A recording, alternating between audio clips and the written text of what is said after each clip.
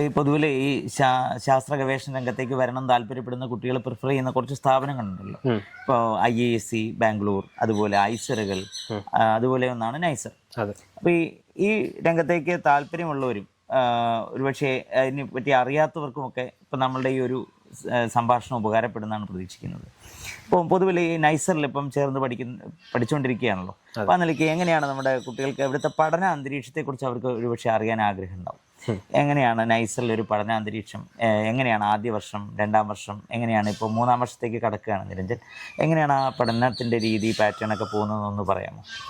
ആദ്യത്തെ കൊല്ലം നമ്മൾ സ്കൂളിൽ പഠിച്ച 4 സബ്ജക്റ്റുകൾ, അതായത് ഫിസിക്സ്, കെമിസ്ട്രി, ബയോളജി, മാത്സ്, ഈ 4 സബ്ജക്റ്റുകളും തന്നെയാണ് പഠിക്കുന്നുണ്ടാവുക. അതിൻ്റെ കൂടെ 2 ഹ്യൂമാനിറ്റീസ് വിഷയങ്ങളും കമ്പ്യൂട്ടർ സയൻസും കൂടി ഉണ്ടാവും.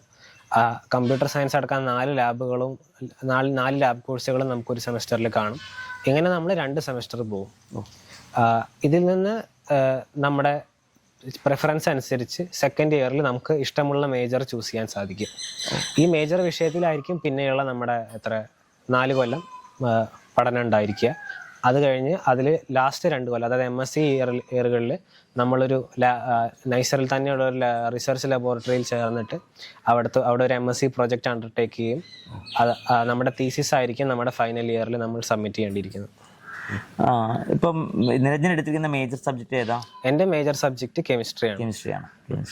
അപ്പം നേരത്തെ സൂചിപ്പിച്ചല്ലോ, ഇപ്പോൾ ഇതിനകത്ത് ശാസ്ത്ര വിഷയങ്ങളോടൊപ്പം ഹ്യൂമാനിറ്റീസ് വിഷയം എടുത്ത് പഠിക്കുന്നുണ്ട് എന്ന് പറഞ്ഞു. ഇപ്പം ഞാനൊരു ഹ്യൂമാനിറ്റീസ് അധ്യാപകൻ കൂടിയാണ്. അതുകൊണ്ടുള്ളൊരു ആകാംക്ഷ കൊണ്ട് ചോദിക്കുകയാണ്, ഈ ശാസ്ത്ര വിഷയങ്ങളെ എങ്ങനെയാണ് ഹ്യൂമാനിറ്റീസ് സബ്ജക്റ്റുമായിട്ട് ചേർത്ത് ചിന്തിക്കുന്നത്? എങ്ങനെയാണ് അവിടെ ഇപ്പോൾ അവൈലബിൾ ആയിട്ടുള്ള ഹ്യൂമാനിറ്റീസ് സബ്ജക്ട്സ് എങ്ങനെയാണ് അതിലേക്ക് സിലബസുമായിട്ട് കണക്ട് ആവുന്നത്? ഇൻ്റഗ്രേറ്റഡ് MSc കോഴ്സ് എടുക്കുന്ന എല്ലാവരും ഹ്യൂമാനിറ്റീസ് വിഷയങ്ങൾ ആദ്യത്തെ 2 കൊല്ലം നിർബന്ധമായി പഠിക്കേണ്ടതുണ്ട്. അതിൽ മേജർലി വരുന്നത് പിന്നെ ടെക്നിക്കൽ കമ്മ്യൂണിക്കേഷൻ, അതായത് ശാസ്ത്ര വിനിമയത്തിന് അടിസ്ഥാനപരമായി വേണ്ട സ്കിൽസ് ആർജിക്കാൻ വേണ്ടിയിട്ടുള്ള കോഴ്സുകളാണ്. അതായത് ഒരു റിസർച്ച് പേപ്പർ എഴുതുന്നതിൻ്റെ രീതി അത്രയും ഡീറ്റെയിൽ ആയിട്ട് പോകുന്നില്ലെങ്കിലും ബേസിക്കലി ഒരു SOP അല്ലെങ്കിൽ ഒരു കമ്മ്യൂണിക്കേഷൻ്റെ ബേസിക് രീതികൾ, അതേപോലെ ഫോർമലി എങ്ങനെ നമുക്ക് നമ്മുടെ റിസർച്ചിൻ്റെ കാര്യവുമായി ബന്ധപ്പെട്ട് വേറെ ആൾക്കാരെ സമീപിക്കാം എന്നൊക്കെയുള്ള ബേസിക്കലി എന്തൊക്കെയാണ് ഒരു ശാസ്ത്രത്തിന് അത്യാവശ്യം വേണ്ട കമ്മ്യൂണിക്കേഷൻ സ്കിൽസ്, അതേപോലെ ലാംഗ്വേജ് സ്കിൽസ്, അതിന് വേണ്ടിയിട്ടുള്ള 2 കോഴ്സുകളാണ് ഉള്ളത്. ഫസ്റ്റ് ഇയറിൽ ടെക്നിക്കൽ കമ്മ്യൂണിക്കേഷൻ 1ഉം 2ഉം. പിന്നെയുള്ളത് എക്കണോമിക്സ് ആണ്. എക്കണോമിക്സ് ബേസിക് എക്കണോമിക്സിൻ്റെ അടിസ്ഥാന സംഭവങ്ങളാണ്. പിന്നെ സോഷ്യോളജി ഉണ്ട്. Sociology of science and technology എന്ന് പറയുന്ന കോഴ്സ് സെക്കൻഡ് ഇയറിൽ വരുന്നുണ്ട്. സൈക്കോളജിയുടെ കോഴ്സ് ഉണ്ട്. അതേപോലെ ഓർഗനൈസേഷണൽ ബിഹേവിയറിൻ്റെ കോഴ്സ് ഉണ്ട്. പിന്നെ ഇംഗ്ലീഷിൽ നിന്ന് ക്ലാസിക്സ് എന്ന് പറയുന്ന ഒരു കോഴ്സ് ഉണ്ടെന്ന് തോന്നുന്നു. ഞങ്ങളുടെ സെമസ്റ്ററിൽ അത് ഫ്ലോട്ട് ചെയ്തിട്ടുണ്ടായിരുന്നില്ല. അതേപോലെ സിറ്റി ഇൻ മോഡേൺ ഫിക്ഷൻ, അതായത് ഇംഗ്ലീഷിലെ തന്നെ ചില സ്പെസിഫിക് ആയിട്ടുള്ള ടോപ്പിക്കുകളിലും കോഴ്സുകളുണ്ട്. ആദ്യത്തെ 2 കൊല്ലം ഇങ്ങനെയൊക്കെയാണുള്ളത്. സ്പെക്കുലേറ്റീവ് ഫിക്ഷൻ, അങ്ങനെ വളരെ ഇൻട്രസ്റ്റിംഗ് ആയിട്ടുള്ളൊരു കാര്യമാണ് നിരഞ്ജൻ ഇപ്പോൾ പറഞ്ഞത്. കാരണം പലപ്പോഴും പുറത്തു നിന്ന് ചിന്തിക്കുമ്പോൾ പലർക്കും അറിയാത്തൊരു കാര്യമാണ് എങ്ങനെയാണ് ഈ ഉന്നത പഠന രംഗത്ത് ഇൻ്റർ ഡിസിപ്ലിനറി ആവുന്നത് എന്നത്. ഇപ്പോൾ വളരെ നിരഞ്ജൻ പറഞ്ഞ ഈ സബ്ജക്റ്റുകളൊരു കോമ്പിനേഷൻ അല്ലെങ്കിൽ അതിൻ്റെ വൈവിധ്യം തന്നെ എടുത്തു കഴിഞ്ഞാൽ അത് സോഷ്യോളജിയും സൈക്കോളജിയും റൈറ്റിംഗ് സ്കിൽസും കമ്മ്യൂണിക്കേഷൻ സ്കിൽസും ഒക്കെ എങ്ങനെയാണ് ഫലപ്രദമായിട്ട് ഇതിലേക്ക് ഇൻ്റഗ്രേറ്റ് ചെയ്യപ്പെടുന്നത്. ഗവേഷണ രംഗത്ത് വിദേശ പഠനമൊക്കെ ആഗ്രഹിക്കുന്ന കുട്ടികൾക്ക് ഏറ്റവും ആവശ്യമുള്ള ഒരു കാര്യമാണ് കൃത്യമായൊരു സ്റ്റേറ്റ്മെൻറ്റ് ഓഫ് പേർപ്പസ് കൊടുക്കുക എന്നുള്ളത്. അപ്പോൾ എന്തായാലും തുടർന്ന് അത്തരം വിഷയങ്ങളെക്കുറിച്ച് നമുക്ക് ചർച്ച ചെയ്യാം. ആറ്റോമിക് എനർജി ഡിപ്പാർട്ട്മെൻറ്റിൻ്റെ മേൽനോട്ടത്തിലുള്ളൊരു സ്ഥാപനമാണല്ലോ നൈസർ. അപ്പം നൈസറിലെ പഠനം കഴിഞ്ഞാൽ പലരും ഈ ബാബ ആറ്റോമിക് റിസർച്ച് സെൻറ്റർ വളരെ പ്രസ്റ്റീജിയസ് ആയൊരു സ്ഥാപനമാണ്. അവിടെ ഒരു സയൻറ്റിസ്റ്റ് എന്ന രീതിയിലേക്കൊക്കെ ജോലിക്കുള്ള സാധ്യതകളുണ്ട്, അല്ലെങ്കിൽ ആ ഒരു മേഖലയിലേക്ക് വരാനുള്ള സാധ്യതകളുണ്ട്. എങ്ങനെയാണ് നിരഞ്ജനെ പറ്റി മനസ്സിലാക്കിയിട്ടുള്ളത്, ഒന്ന് ഷെയർ ചെയ്യാമോ? നമുക്ക് ലാസ്റ്റ് ഇയർ കഴിയുമ്പോഴേക്കും CGPA 7.5ൻ്റെ മുകളിലുണ്ടെങ്കിൽ നമുക്ക് ഫിസിക്സ്, കെമിസ്ട്രി, ബയോളജി സ്ട്രീമുകളിൽ നിന്നുള്ള ആളുകൾക്ക് എനിക്ക് തോന്നുന്നു ബാർക്കിലേക്ക് ഡയറക്റ്റായിട്ട് ഇൻ്റർവ്യൂവിന് ഇരിക്കാമെന്നുള്ളതാണ്.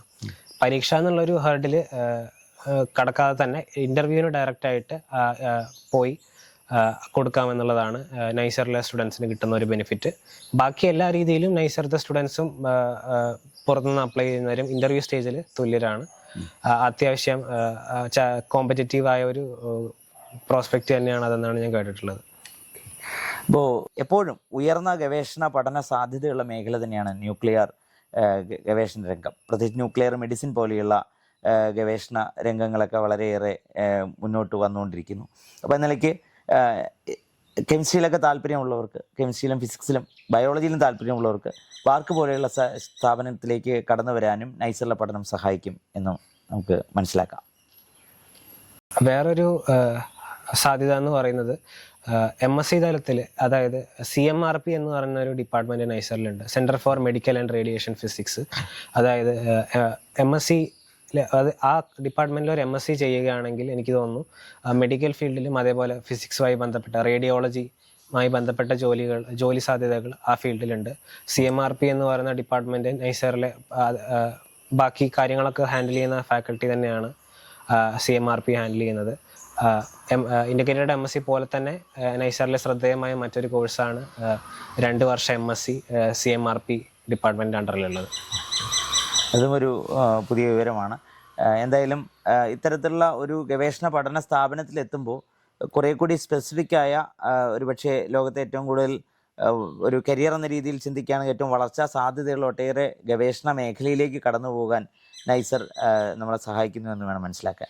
ഇനി നമ്മളിപ്പോൾ ഈ പഠനത്തിനെ കുറിച്ച് പറഞ്ഞു. അപ്പം സാധാരണ നമുക്ക് +2-ലൊക്കെയുള്ള കുട്ടികൾക്കൊരു മനസ്സിലെപ്പോഴും ഒരു കാര്യം ഉണ്ടാവുക, അല്ലെങ്കിൽ അവരുടെ രക്ഷിതാക്കൾക്ക് ഉണ്ടാകുന്ന ഒരു ആകാംക്ഷയായിരിക്കും ഇത്തരം സ്ഥാപനത്തിലേക്ക് ചെന്ന് കഴിയുമ്പോൾ അവിടുത്തെ മറ്റ് പഠനമല്ലാത്ത അന്തരീക്ഷങ്ങൾ, ഇപ്പോൾ ഉദാഹരണത്തിന് അവരെ ഒരു കോ-കരിക്കുലർ എക്സ്ട്രാ കരിക്കുലർ ആക്ടിവിറ്റീസിനുള്ള സാധ്യതകളുണ്ടോ, അതുപോലെ അവിടുത്തെ ഭക്ഷണം, താമസം പോലുള്ള കാര്യങ്ങൾ, മറ്റ് ഫെസിലിറ്റീസ്, ഇൻഫ്രാസ്ട്രക്ചർ, ഇതിനെക്കുറിച്ചൊക്കെ എന്താണ് നിരഞ്ജൻ്റെ ഒരു ഒബ്സർവേഷൻ ഈ 2 വർഷത്തെ? അക്കാഡമിക് ഇൻഫ്രാസ്ട്രക്ചറിൻ്റെ കാര്യം പറയുകയാണെങ്കിൽ ക്ലാസ് റൂമുകളാണെങ്കിലും ലാബുകളാണെങ്കിലും നല്ല രീതിയിൽ ഫണ്ടഡ് ആണ്, എല്ലാ സൗകര്യങ്ങളും അവൈലബിൾ ആണ്. ഹോസ്റ്റലുകൾ അതേപോലെ വളരെ സൗകര്യപ്രദമായ ഹോസ്റ്റലുകളാണ്. ഭക്ഷണത്തിൻ്റെ കാര്യം ഒരു റീജിയണിൻ്റെ മാറ്റത്തിൻ്റെതായ പ്രശ്നങ്ങളുണ്ട്. അതായത് കേരളത്തിൽ നിന്നുള്ളവർക്ക് ചിലപ്പോൾ അല്ലെങ്കിൽ ഒഡീഷയിലുള്ള ഭക്ഷണ രീതികളൊന്നും ഇഷ്ടപ്പെട്ടെന്ന് വരില്ല. അപ്പോൾ ഭക്ഷണത്തിൻ്റെ കാര്യത്തിൽ എനിക്ക് തോന്നുന്നു കുറച്ച് എന്താ പറയുക പ്രശ്നങ്ങൾ നേരിടാൻ സാധ്യതയുണ്ട്. അത് മേജർലി റീജിയൻ്റെ നോർത്ത് ഇന്ത്യൻ ഫുഡ് അവിടെ അവൈലബിൾ ആണ്. നോർത്ത് ഇന്ത്യൻ ഫുഡ് അതേപോലത്തെ ഒഡീഷയിലെ ഫുഡ് ഒക്കെ തന്നെ കൂടുതൽ അവൈലബിൾ ആയിട്ടുള്ളത്. സൗത്ത് ഇന്ത്യൻ ഫുഡ് അവൈലബിൾ ആണ്.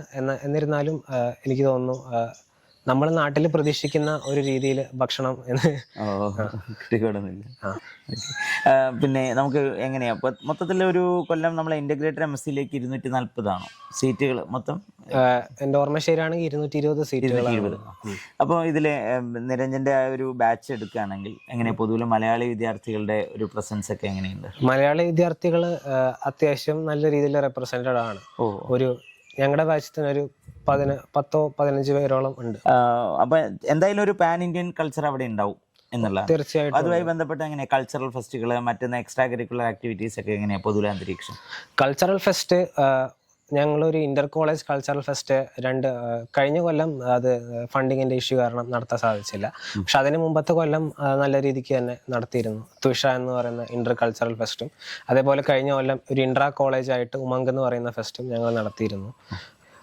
എക്സ്ട്രാ കരിക്കുലർ ആക്ടിവിറ്റി എന്നുള്ള നിലയിൽ ഐസറുകളുമായി ചേർന്നുകൊണ്ട് ഇന്റർ ഐസർ കൾച്ചറൽ മീറ്റും ഇന്റർ ഐസർ സ്പോർട്സ് മീറ്റും എല്ലാ കൊല്ലം നൈസർ പങ്കെടുക്കാറുണ്ട്.